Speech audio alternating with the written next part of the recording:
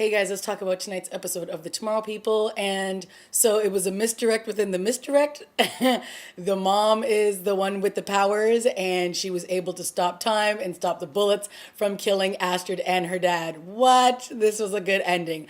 The episode itself, I thought, was a little bit slow.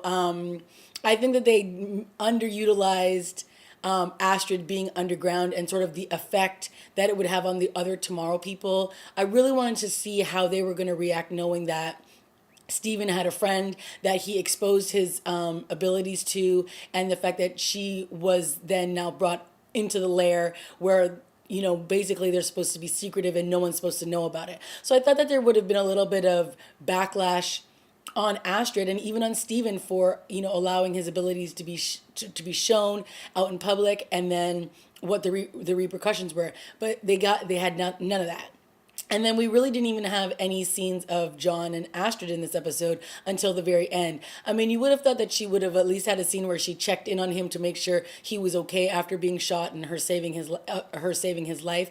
But the show, I think, again, missed an opportunity to have them at least have a conversation. It doesn't mean that it had to go somewhere, but at least a check-in conversation. You know what I mean? They kept talking. I mean, I don't think I've ever heard Astrid's name said so many times in an episode. They said it numerous times, and she was rarely even on screen. So, it was like she was the damsel in distress that everybody was trying to help, but she was, I think, on screen maybe 3 times in this episode.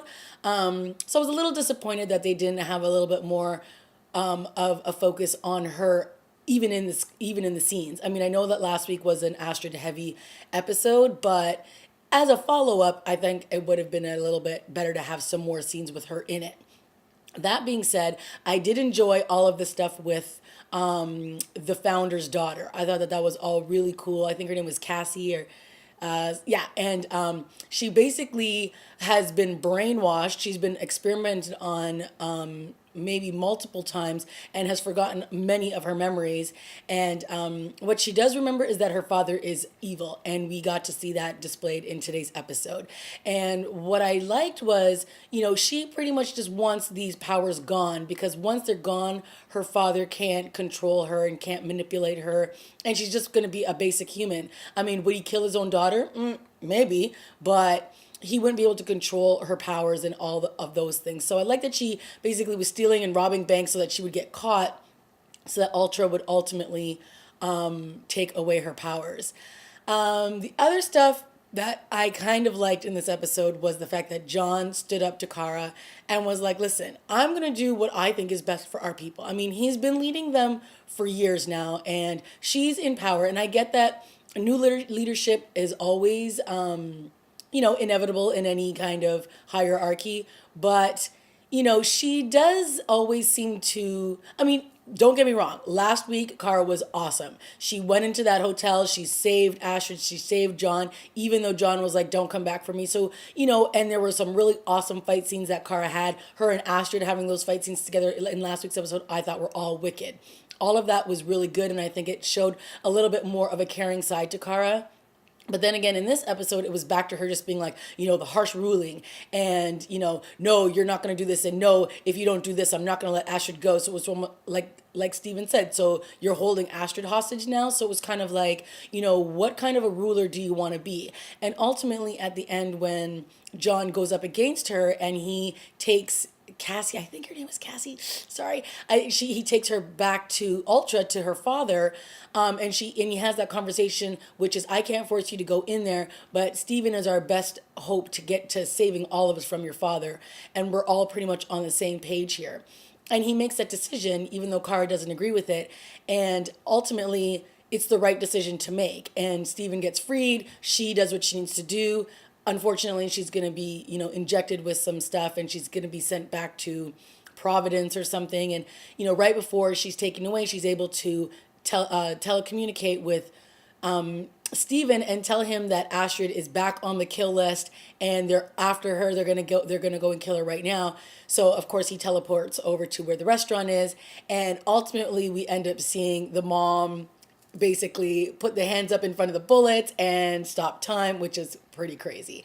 So the misdirect was that it was supposed to be Luca, but really it wasn't Luca, and it was the mom the whole time. But was the mom near the bridge when he tried to drop Peter's camera?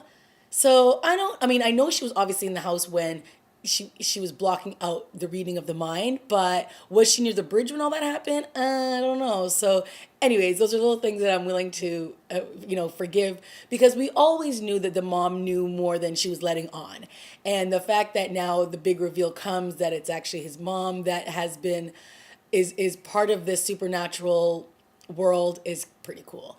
But yeah, and I like that, sorry, I kind of took a misstep there when I was talking about John and Cara.